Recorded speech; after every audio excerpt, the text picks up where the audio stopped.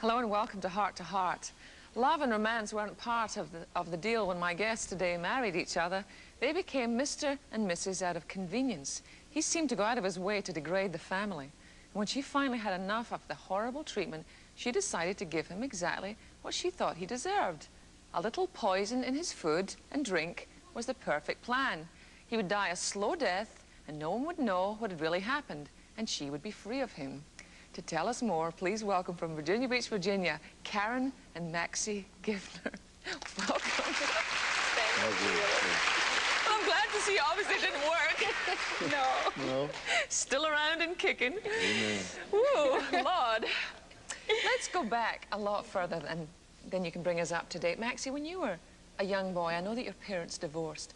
And we know that that is always a devastating thing in the lives of children, no matter what the circumstances. Was it very particularly heartbreaking for you?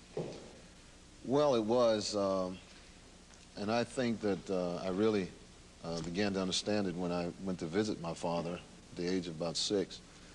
I think even more so was when I found out that the brother that was under me was my only brother who was fathered by my father, and my other brothers had different fathers, because I thought we all had the same father. And that was kind of devastating to me, and it really crushed me. And I remember, even as I'm saying it, you know, sitting there in that bedroom, on the edge of that bed, that moment I found that out.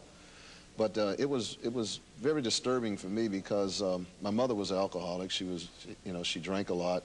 She was not in the home a lot. She was in the streets a lot. And there was really no guidance, and there was nobody to really be my mentor. My mother was the only one that really mentored me. Other than the young people that I met on the streets of Pittsburgh, Pennsylvania. And so I really never had no one to help me in terms of what kind of career I wanted, what kind of education I wanted.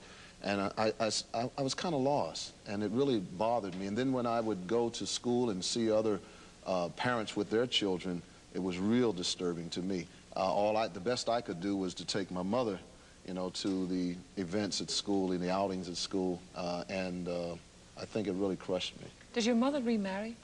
Yes, she did, and she married a man who was in the Marine Corps, and he was very demanding, and I really hated him. He used to lay on the sofa with his Marine Corps pants, and he would order us around, and even our friends, when they would come to visit, he would order them to go to the store to buy them a pack of Pall Mall and things like that, and I really resented him, and I couldn't stand him. And I had 2 other brothers that were his sons, we were close, but the thing is that I resented their father so much that I think sometimes I took some of that resentment out on them. They loved me, and I was their hero. And even today, you know, we're grown men, and they still look at me as their hero, as their example. But I think that my hate for their father, I think somehow or another kind of spilled over on them. And even when you went to visit your father, who had also remarried, you didn't have a good relationship with the stepmother, did you? Oh, no. She used to lock the refrigerator, and we couldn't get food, and she was really starving me. And she used to, she wouldn't allow my father to buy me, you know, decent clothes. She would take me to Sears and Roebuck, and the kind of clothing that I wore when I went to school, I was embarrassed to wear. We got into an argument, and my father was like, he wouldn't stand up to her. And it was like she ran the household, and I really resented her. And I had a sister, you know, they had a child, one child who was a girl, and she was my sister, and I loved her.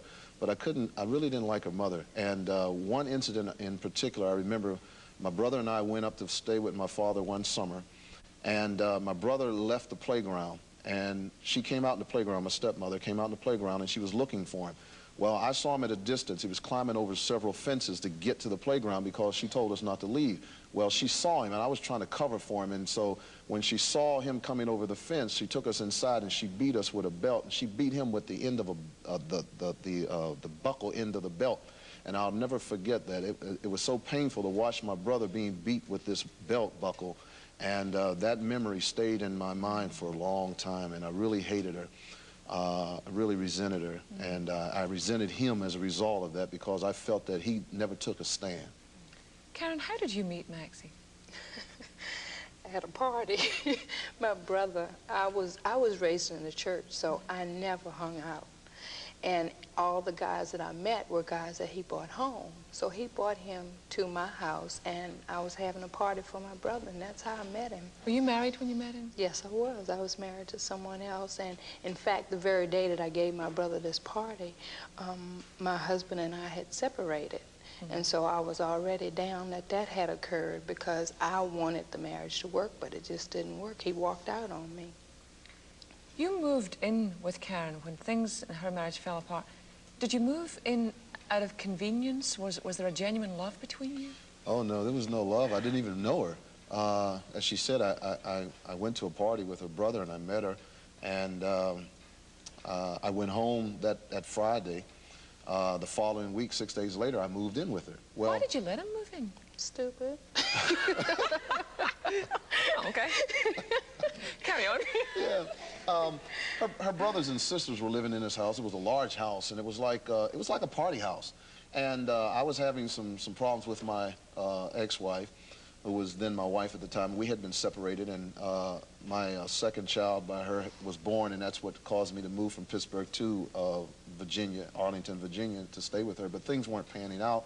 I was offered a job at the Walter Reed Army Hospital. It didn't pan out. I ended up washing dishes, waiting for this position to open up, and it never did, and it was, you know, really beneath me, and so I was really disgusted, and I thought about, you know, all the other things that I was supposed to do that never did pan out for me, my professional football career and everything else, and I just felt like I was a failure, and so I was ready to walk out on her.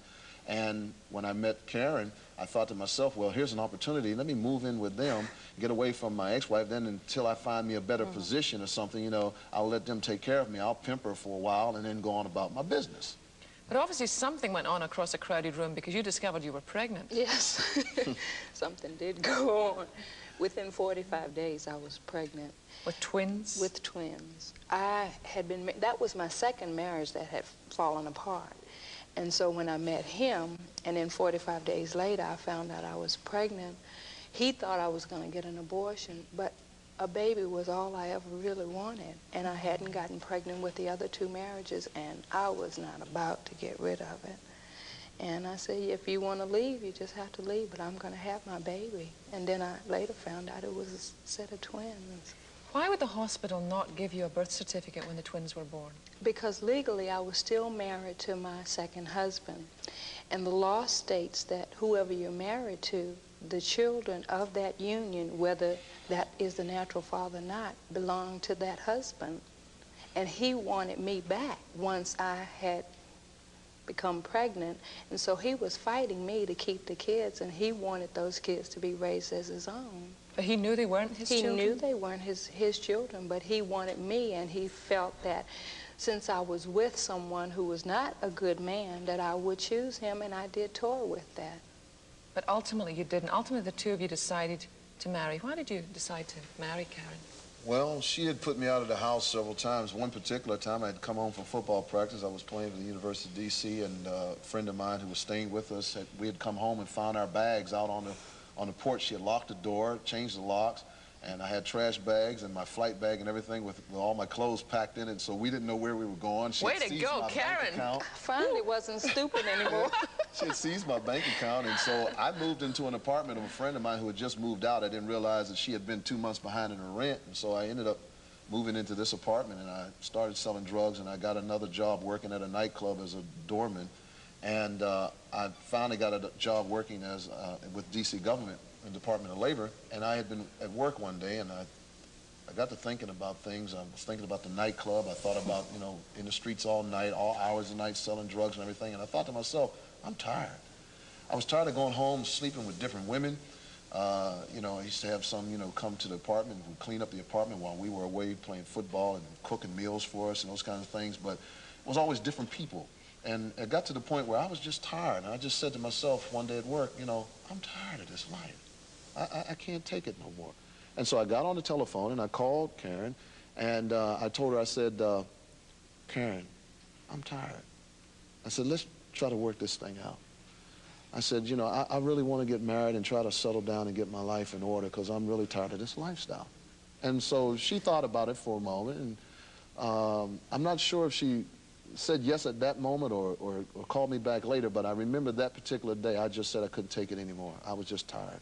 But obviously life was not all roses because you tried to kill him. What happened? How did you get from the point of, I mean, I know you married. What happened that brought you to the place where you ultimately wanted to try and poison him? Well, he had a pride in him that just was unbeatable. He had played pro ball, and he didn't feel that any job beneath that was him.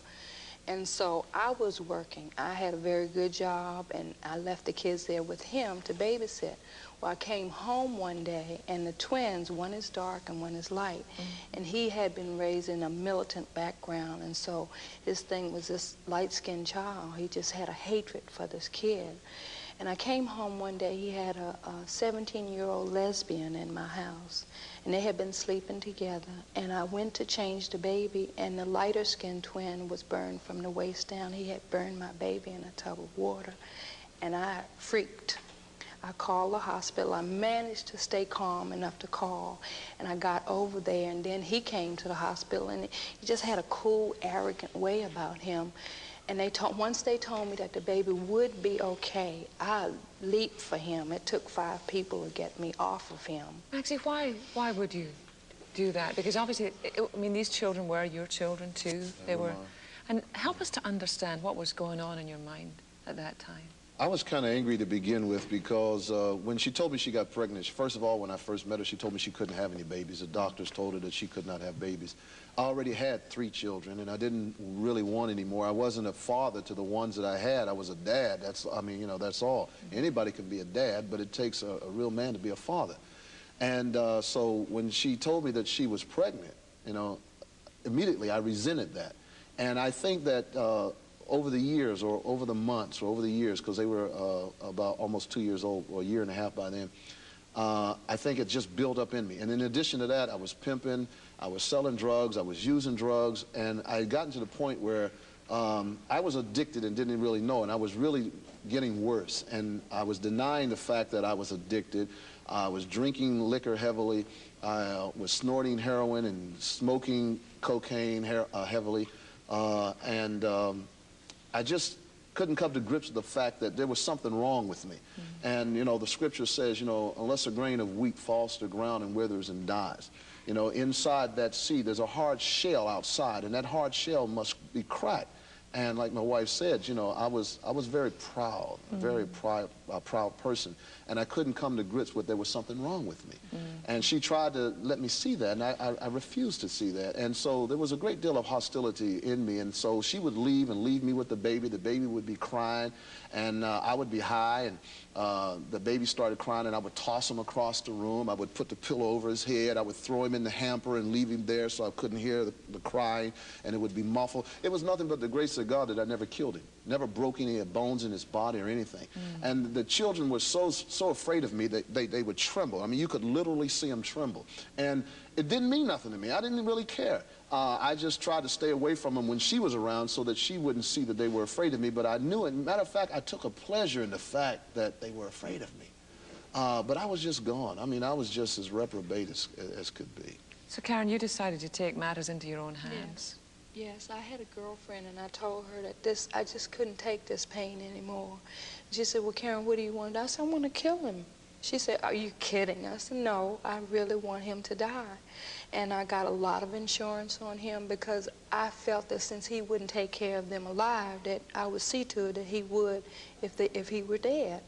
And so I got a lot of insurance, and she told me about a plant, and the sap from the plant, if you put it in there, that it would hurt him, and eventually he would die, and first he would go blind. And I knew plenty of doctors because I did interior decorating, and so I was going from doctor to doctor that I knew.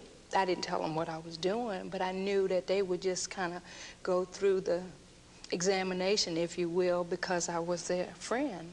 And I managed to hide it for a long time. And did it begin to affect your health? Yes, it did. I read a lot. A matter of fact, I used to pride myself on my intellect. And so I used to read a lot. And matter of fact, I used to use it against her. And so one particular day I was reading, and I told her, I said, you know what? I said, something's wrong with my eyes. I said, things are fuzzy, I can't see, or, you know, I can't read as long as I used to.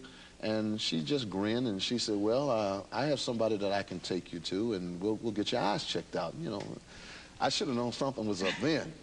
Anyway, she took me to this friend of hers and I had my eyes examined and he told me there was nothing wrong with me. And I'm saying, now I know something's wrong with my eyes because I've never had to go through anything like this.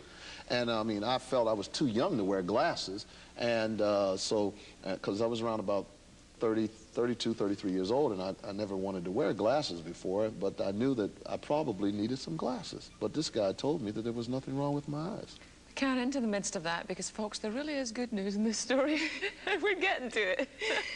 In the midst of all of that, how did you meet Jesus Christ? Was it someone who told you that there was a God who loved you? I had been raised in a Christian home, but I had been going to church. Yeah. And that's literally all it was. And I was doing the perfunctory things that I had been told to do, playing the piano, singing, everything that my parents wanted me to do.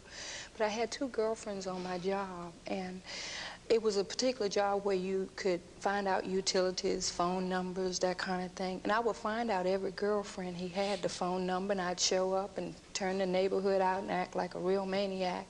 And finally, they said, Karen, you cannot continue to live like this. You need Jesus in your life. And I laughed at them. In fact, one girlfriend, I told her, who do you think you are, Moses? You trying to lead people into the promised land? I would make mockery of her. Really, I would. And then they kept praying for me, and the nastier I was to either one of them, the nicer they were to me.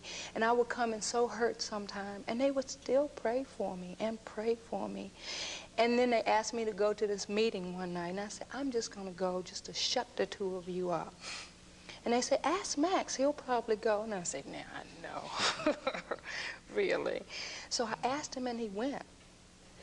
And while we were sitting in the meeting, I mean, he was looking around at the women. I could see what he was doing. I was ready to hit him in there. By then, I had become this violent person. So, I mean, I've hit him in the head with a telephone. I've broken things and you know, glass, and tried to stab him. I mean, this girl raised in a Christian home had become violent.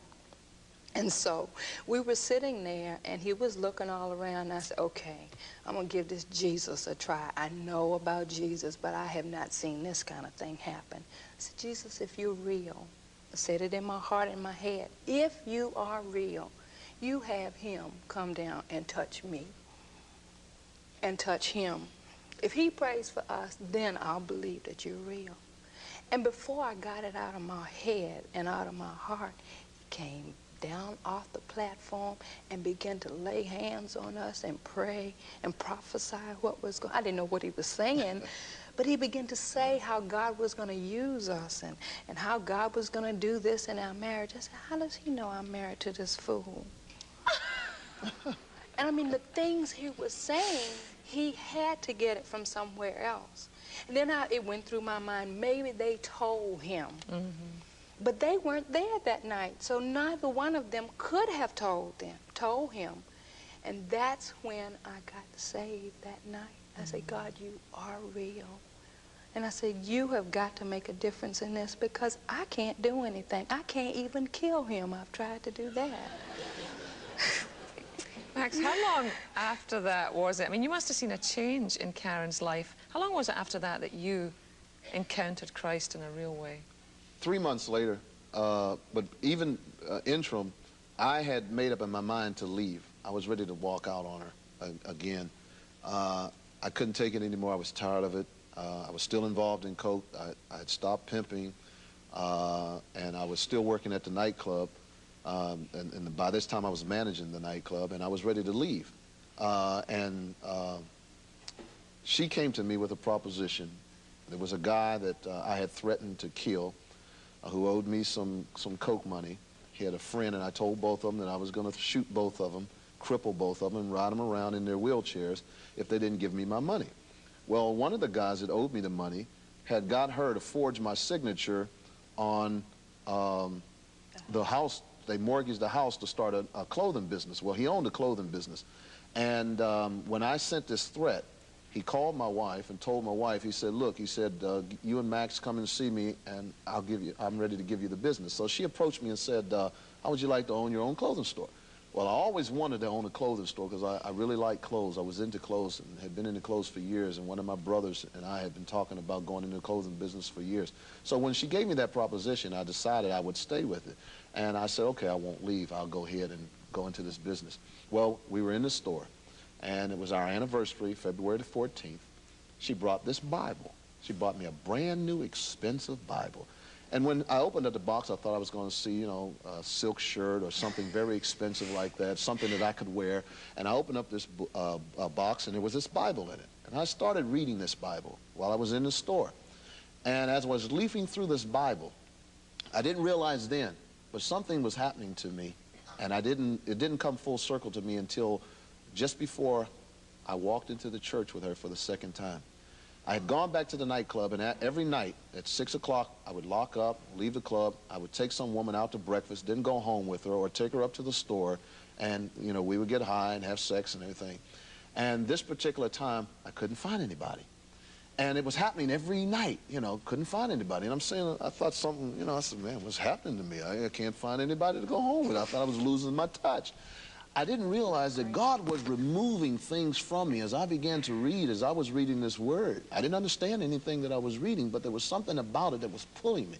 And so this particular night, I had just purchased a half a block of cocaine, and I had taken $200 worth of this pure coke for myself, and I'd put it in my pocket, and I went home. Well, I got home, I couldn't go to sleep. It was late Saturday night, early Sunday morning. She was in the house getting ready to go to church. And when I walked into the house, she told me, she said, look, you promised to go to church with me this morning. And I said, look, church is the last place I need to be. I just got off from work, and I was just as hyped as I could be from snorting this coke. And I finally got into bed.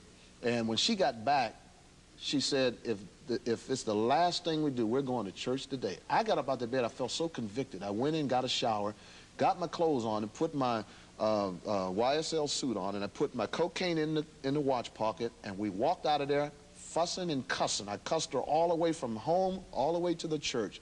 That Sunday morning, which was the week before Easter, I walked into that church in Washington, D.C., and when I crossed that threshold, something instantly changed. I was smiling and grinning. People were greeting me and hugging me and kissing me as if they knew me. And I'm looking at all these beautiful women, and the place was packed. And they had to take us upstairs in the balcony, and they had to put some chairs along the wall. Well, when we got into this church, it was this young man preaching. And I was making fun of his tie. It looked like a tablecloth, and he was just a funny little guy, and he was just real funny. And I'm sitting in the church, and I'm looking at all these women, I'm looking at this guy, and I'm laughing. He said one word, restoration. And I had been into this Gestalt existentialism for some time now, you know. And so one of the things that I wanted to do was restore my life the way it used to be, and I couldn't. I tried everything. I tried everything but Jesus. And he said one word, and that was restoration. I didn't hear anything else in between that. And the next word I heard after all his preaching was Jesus. I jumped up out that seat. I ran down in the front, and the guy asked me, did I want to give my life to Christ? And I said, yes. I didn't even know what I was doing, but I knew something inside of me said, do it. And I knew something inside of me was reaching for it. And I went in the back, and the guy led me in the sinner's prayer. And the next thing I knew, I was saying, but Lord, give me one more day. I want to finish this cocaine.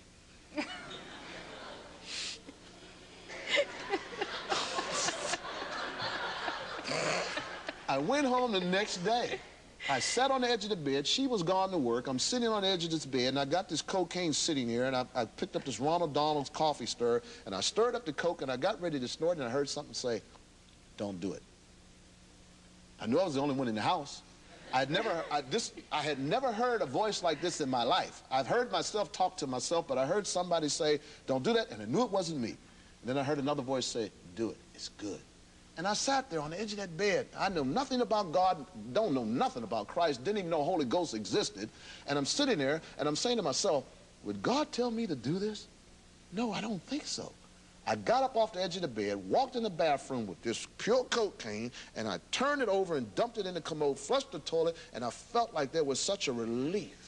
And it was like a light had just come on. And I got on the phone, called my wife, and she was talking to these two young ladies on the phone, at her job. And when I called on the phone, she was saying to them, Max is going to snort this cocaine. And they said, no, he won't. I said, you don't know Max. And they said, you don't know my God. And when I told her what happened, all I could hear in the background was shouting and praising.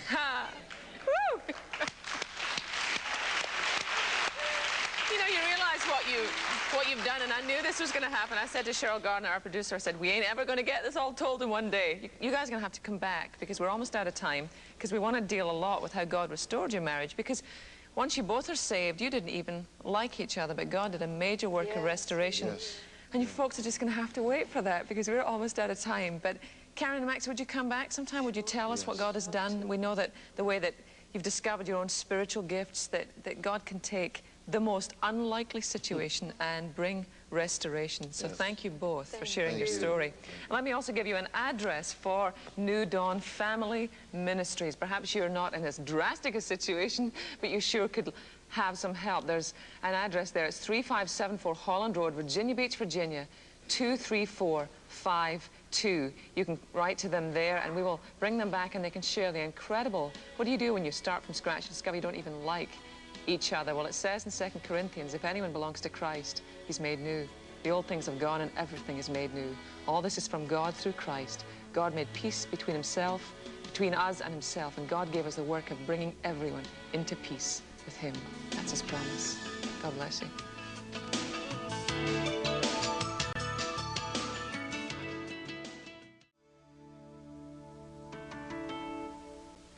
Hello and welcome to Heart to Heart. Well, you might remember that yesterday we had guests with us who had quite an incredible story, one of the most radical stories we've ever shared here in Heart to Heart. And when I was reading through their story before the program, I thought, we will never, ever get all of this out on one show.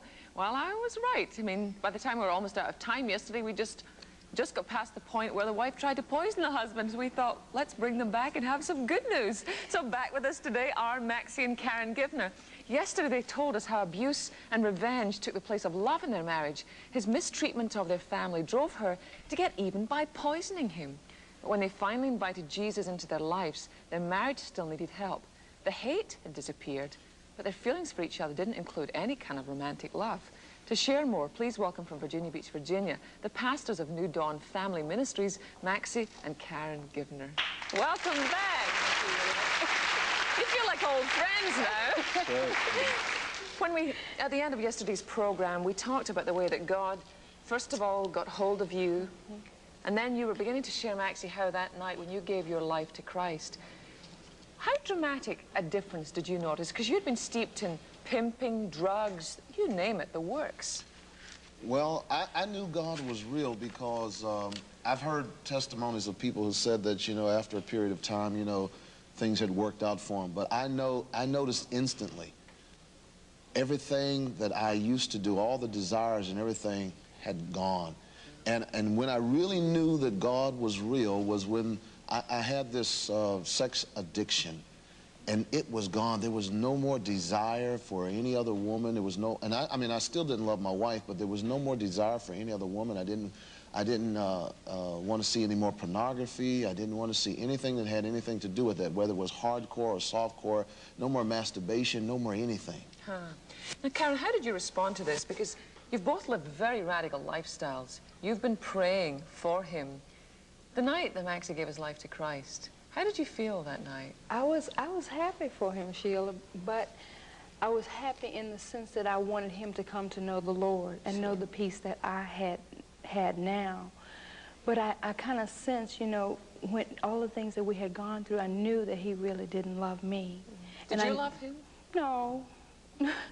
You know, what love I did have had turned to hate, and I had come to realize that it wasn't really love from the beginning. It was just an attraction that we had for each other. The Bible classifies it as lust, but we call it love because it makes us feel better about what we're doing. But I knew that he had really loved his former wife. And there was a fear inside of me that now that we had come to know the Lord, both of us, that would be where he would go. And I was kind of content with that because I felt God would give me someone that I could start fresh and anew with, someone I could fall in love with, not him. I wanted him as my brother, but not my husband. Did you know how to communicate with each other, how to talk to each other? No, I didn't. I had always had a problem with communicating, period. And trying to communicate with her, even after I had given my life to the Lord, became even more difficult because, like she said, I really never loved her from the beginning. I mean, it was just a compromising situation. It was supposed to be a temporal situation, And I found myself in this thing in terms of longevity. And I really couldn't communicate with her, and even more so now. And then I began to read the Bible, and I came across a scripture that talked about, you know, staying with your wife, you know, not leaving your wife and everything. And I thought to myself, I thought that that was an excuse for me to go back to my ex-wife, because that was the one that I was really, that was my first wife, and that's who I was married to. Without understanding the scripture, I thought that that's what I was supposed to do. And so I was really kind of confused at this point. This was prior to us going to counseling. And so I began to justify in my own mind that maybe it's time for me to leave her and go back to my ex-wife and try to work things out, because maybe that's what I was supposed to be doing now that I'm saved, and realizing that I had no business with her in the first place. But that did not happen. Was that through the counseling classes? Did you... Was it a marriage counseling class you took, or was it a new believers class you were taking? It was marriage counseling. We were in a new believers class at the time, but my wife had approached me about going to counseling. Well, immediately I told her, no, I can't go to counseling. And I knew inside, I said, I don't want to hear about me, because I knew that they were going to talk about me, they were going to jump all over me, and I didn't want to hear. I didn't want to hear about how bad I was, and so I refused to go. She was ready to go. She was hurt. She was willing to go. Even if I didn't go, she was willing to go for herself, and I just told her, no, I can't go. And my whole excuse for not going was because I knew that they were going to tell me that I was no good. I already knew that. So did you decide you would go by yourself, Yes, or did you just pray that he would come? No, I went by myself because I needed to know that I was worthy. By this time, I had come to know the Lord, and I knew the Lord loved me, but I didn't understand God telling me to stay with him. What kind of God is this that loves you and makes you stay with somebody that you know really doesn't love you? And so I went because I had to sort through this thing. And we were in this new believers class, and we had gone 9 months in this class, and by then both of us had come to realize that we needed to come apart sexually. There was lust in the marriage. It started from lust. And the only way we knew to get it out was to stop. And so you just stopped sleeping together? stopped sexual relations for that whole period. Well, that was after we had started the counseling session, because I did finally agree. What changed your mind, Maxie? Why did you go? Well, I felt convicted. I really felt I was wrong. And I knew I had hurt her so bad. I used to tell her she was so stupid. She had no sense of self-worth, or as we understand it, Christ's worth. And I knew I was wrong, and yet at the same time, I knew that somehow or another I was going to have to give in. I was going to have to face this thing, because if this Christianity was going to be real to me, I was going to have to do everything that I could possibly do to make this Christian walk a reality to me, because I really wanted it bad. I really wanted this restoration, which was one of the key words that really caught my interest and brought me in. And so I knew that I was going to have to do it. And she was going, and I started feeling convicted because she was going and I wasn't. And I knew, and she never said anything to me, but I could sense that she wanted me to know that I need to go, and she wanted me to be there. She didn't want to be in this thing by herself. And I think that she really felt that if I didn't go, she would never be totally healed of this thing. And so I finally gave in and finally went with her. And then they told me about how bad I was, and you know. But it didn't feel as bad as I thought it would. Really? You know, and I agree with them. I know it, you know, but I didn't know what to do. What were some of the key things that they shared with you that really helped you, whether they were easy or not? One thing in particular in the counseling was the fact that we had no communication. And I knew that we talked at each other. And they gave us a list of rules and a thing that was called a table conference. And we still use it today when we counsel couples ourselves. There are specific rules there, no arguing, no talking back, no gossiping, no talking about each other. You have to read scriptures, you have to pray. And these rules helped us. And so it was sitting down and we began to talk about our feelings instead of labeling and talking at the other person. And I came to grips with some feelings about myself, some feelings I even had about my own father that I expected to see in him or didn't expect to see in him. And when I recognized that, I was able to see me instead of looking at him. That was one great thing that happened. Yeah, and it wasn't easy because the first table conference we had was a disaster. It was a total disaster. One of the rules is that if if things get out of hand, the other party has to stand up. And you don't resume the counseling session until the person sits down. And so she kept standing up. And I could say, what are you standing up for? You know, and I was getting angry. And finally I said, forget it, I'm not doing this thing no more. And I got up and walked away. And like she said, one of the results, we went back, we tried it again several times before it finally started working. And as a result of something I had said to her regarding how she saw me as her father and kept saying that I reminded her of her father, and I kept telling her I wasn't her father, as a result of that, she realized she had to get in the car that day. We had to drive all the way to Fredericksburg, and she had to ask for forgiveness. And immediately after that happened, the table conference got a lot easier. Let me ask you, Maxie, you were also told to bless one another, whether you felt like it or not. How did that work for you? Oh, that was the toughest part. When we got up in the morning, we were told to bless each other in the morning, in the afternoon, and the evening. You know, when I sent her off to work, when I dropped her off at work, God bless you, have a good day. She was supposed to say the same thing to me. God bless you, have a good day. Now, we didn't feel like it. It had nothing to do with feelings. It had something to do with obedience. And so, and sacrifice, because it was a great sacrifice to say that, because I didn't feel it and she didn't feel it. I couldn't even look her in the eye. And so when I would drop her off in the morning where she was working, I would say, God bless you, have a good day. And one particular morning, I wanted to kick her out of the car. She made me so mad. I had my foot, I raised my foot off the pedal, I got ready to kick her out the car, and I'm saying, God bless you, have a good day. And she was saying, God bless you, have a good day, and looking out the car, never looking at me.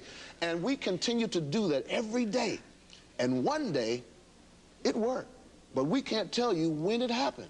But all we did was to continue to say, God bless you, have a good day, and she'd go on about her business, and I'd go off wherever I was going off. And we continued to do that, and we never realized that it was changing, because then we were looking at each other, we were smiling and saying, God bless you, have a good day, and we meant it.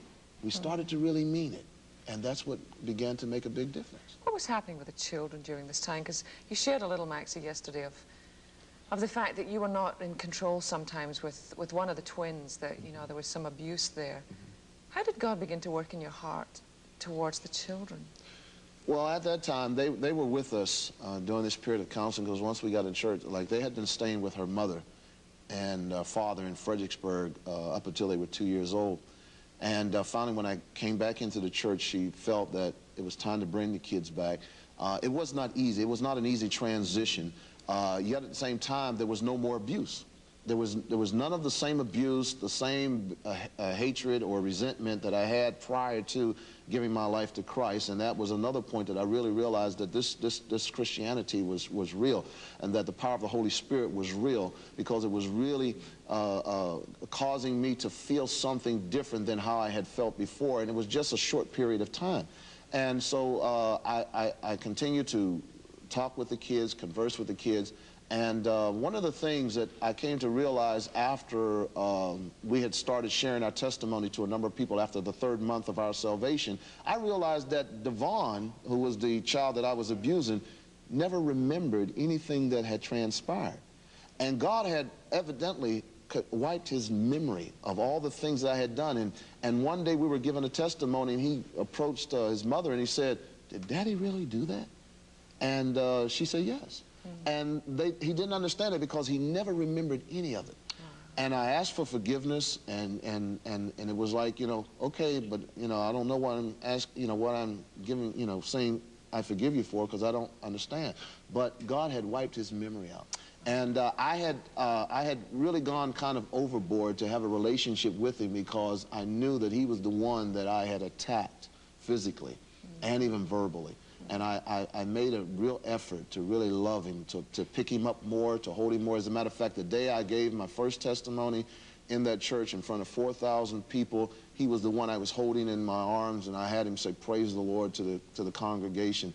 And from that day on, I made a real effort to really spend a lot of time with him and comforting him and letting him know that I loved him. We're going to take a short break, and God had something very special in mind for Karen and Maxie. He really showed up in power one night and spoke a word that really changed their lives and changed their love for one another. And we'll be back to talk about that and more after this break. Don't go away.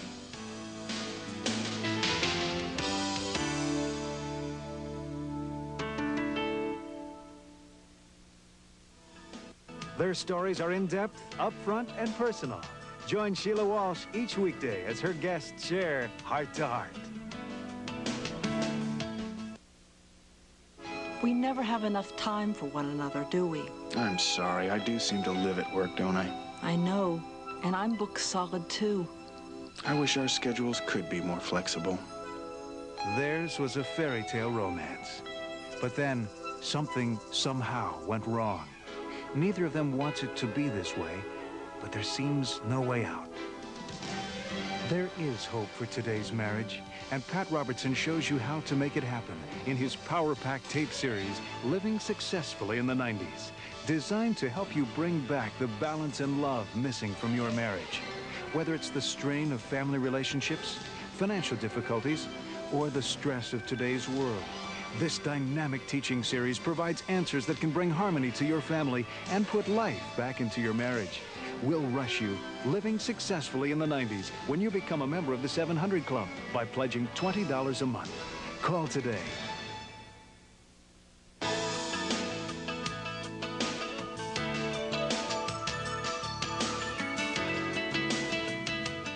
Great looking family. I mentioned just before I threw to the break that God really did something special one night, and there was a prophecy. Can you tell us what happened that evening? At the end of our catechism class, it was a new believers class. There was a graduation, and our pastor at the time, who is now Bishop John Mears, called us up, and he began to prophesy over us and pray over us, and he laid hands on my stomach, and he said, I prophesy to you that you will have a daughter. And that was something he had always wanted, because his first child was a daughter and that child had died. Mm. And we looked at each other and we couldn't believe it. And that's when we really realized we had finally fallen in love. Mm. That's the first time that we knew that we had begun to come around this circle, if you will. And we left that night and went home, and we really believed that our daughter was conceived that night. And it was the end of a 9-month period, you know, when the class was a 9-month period. And we feel that it was a time that there was a birth of something new for us. And we were still having some difficulties, but it was like we had gotten to a different level now. And with each level, even now, you know, with each level, you know, we find ourselves getting more and more in love. And it's something that you know, you really can't explain, but our sexual relationship and everything has tremendously changed. And with each level that we get to, as we get closer to God, we sense a greater love and compassion for each other that was never there before. And when we look back over the years, we realize that we have progressed. And the only way that we can ever explain it is that it's nothing but the Holy Spirit in our lives. And that's as best as we can explain it, because to try to explain it any other way, we would not be able to find the words. There's many surprising elements in your story, and, you know, old hurts and wounds and things that show God's patience and mercy, because 3 months into your pregnancy, you left. That's right. I walked away from God. My kids would call me, and well, once I gave my life to the Lord, all the fast money that I used to have, you know, keeping the money in my pocket, $100 bill, you know, never being broke, the business, the drugs, the nightclub, the women, all that money was gone. I was broke. I'd never been broke before. Well, I had been broke before as a youth, but since I had been grown and into drugs and the pimping and the male prostitution and all that, I had not been broke. And so when the kids would call me and they would say, Dad, I need a Cub Scout suit, and I'd say, well, I don't have it. And the more I didn't have, the more they called and the more they needed. And it got to the point where I was really hurt. She was working, she was making good money, almost $40,000 a year, and I was making $48 a day as a substitute teacher and wasn't even making money every day. They weren't even calling me in every day. And I felt like I was less than a man. I felt like I was supposed to be the provider. All the things I'm reading in Scripture, it seemed like I'm living contrary to that. And then other Christians who want to make assumptions of my lifestyle, you know, and tell me things that I'm not doing adequate for my family, you know, was making me feel real bad. And I felt like God had, when I was in the Marine Corps, we used to break rifles down and used to have to put them together blindfold. And I told God, I said, Lord, I feel like a rifle. I feel you've broken me down like a rifle. And I said, it hurts, it's painful, I can't take it no more. I'm tired of being broke. I keep praying, I keep begging for you to give me a decent job. I keep begging for you to open up some doors so I can be the breadwinner. I said, and yet you keep allowing my wife to continue to have success on her job, and here I am standing there, and she's looking at me like, you know, I'm not adequate to provide for her, and other people are saying things to me, and I can't take it no more. And I just went back. Started drinking again, started snorting again, and started hanging out with girls again, and running the streets at night, sneaking out at night while she was in bed, sleep, and pregnant. And friends would come by and they would call me up and give me scriptures. I said, don't give me scriptures. I know the scriptures. I can quote them from Genesis to Revelation. I said, I don't want to hear them no more. I said, I don't believe anymore. I said, you know, I don't understand what's happening, and everything that I'm reading, everything that I'm hearing is contrary to what's going on in my life now. So don't explain nothing like that to me, because it doesn't match up. It doesn't jive. You can't juxtaposition that thing with the way I'm living.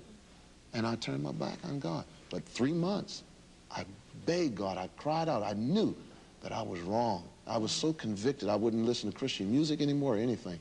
And I begged God to bring me back, and the Lord said, I will, but not now, because if I do, you'll be right back again. And it took 6 months before I finally came back. What happened with you, Karen? Because that had to have been devastating, feeling like God has done this incredible restoration. You're now pregnant with this daughter he promised, and suddenly it's like Max slips away. What did you do? How did you pray during that time? Sheila, the only thing that I can equate then and now is that I had a love in Jesus that I didn't have before. And I could now understand why he felt the way that he felt. My mother had gone home to his home where he grew up, and she saw a lot of things, and my mother is a woman of wisdom. She said, Karen, she said, you have to look beyond and understand why he responds the way that he does. Don't be like other women. She said, you have to be what God has called you to be. And she said, you must stand and support him, and he will be okay. And so I prayed, and God began to work that thing in my heart. It hurt. Oh, it hurt deeply. But I knew that if I didn't stand for him, that I didn't know what would happen, because now I really did love him, and I knew that he really did love me. And we were in a class also at church where we had learned about motivational gifts. And I began to learn that, you know, one of his gifts was teaching and one of mine was exhorting, but we learned the differences between the strengths and the weaknesses in your gifts. And in Romans 12, it tells you about that, and you learn this thing, and in teaching, you know, he's a teacher. He would tell me things over and over and over again, and rather than reject that, I could then understand that that gift had been placed in him by God. And the gift in me, I was to exhort and to encourage and be there, and I tried to focus in on the positive part of my gift to enhance his gift, the weaknesses in his. When did God bring you home, Maxie? I was in the hospital, and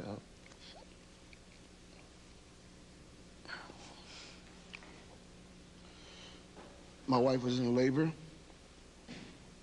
and I hadn't read the Bible in 6 months, or praise the Lord or anything, and I was sitting there charting her contractions, and I picked up a Bible, didn't even realize it. She noticed it. And when she went into delivery, I was standing there and I watched my daughter, you know, come up. And I was holding her. And all of a sudden it was like I felt a burst of flame in my inner being. And I just began to praise God. And we were in the recovery room. And I knew then that, you know, what I had done was wrong, and I told the Lord, I'm yours, Dad. When we got home from the hospital, I had my family gather around in the bedroom, and I had us hold hands, and I began to pray and repent. And I told the Lord, Father, whatever you want, I'm yours. My family is yours. I'll do anything you want me to do. I just ask one thing, that whatever I am, make me the best. I don't want to be just a bush by the side of the road. Make me a tree. That's all I ask. And whatever you want, I'm yours. And I know from that moment, I've been sold out for Christ. And I don't care what anybody says, what anybody thinks. Nothing will ever deter me on that pathway again in my life. Till the day I die, I will live it, and in spite of anyone or anything. And I know that I've always wanted to love my wife and to love my children, you know, my family, and God's done that for me. And that night, I knew that my life was changed, and it was changed permanently. And I've never looked back since. I've always looked ahead. And there have been some dark moments. But I, like Job said, though you may slay me, yet will I praise you. Why so downcast, O my soul? Why so disquieted in me? There's no need to be, because I know God is there, though he may seem distant. And that's all we hold on to. And it's drawn us closer together as a family. And I love my wife, I love my children, I love my church family, and I just love the people of God, and I just love those that don't even know God, and I just hope and pray that they all come to understand that the Lord loves them, and they can have what I have, and he's no respecter of person. In February of this year, 15th wedding anniversary, you stood there together and renewed your vows. Must have been a pretty special time. God has brought you a long way. Yeah. Yes. And your boys, too? The twins 15 now? Yes, they 15. are. Tell us about the choice that they have made. Well, my boys, I took them to dinner one night, and I talked to them about sex, and something that nobody ever talked to me about, and I shared right from the heart, right from the bone marrow. And we laughed and we joked, but they knew that it was a serious time. And that night, they made a commitment to a vow of chastity.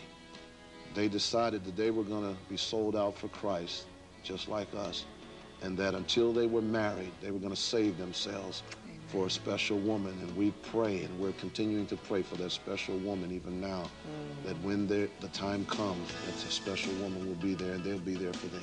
Special family. Thanks for being back with us. Thank you. God bless you.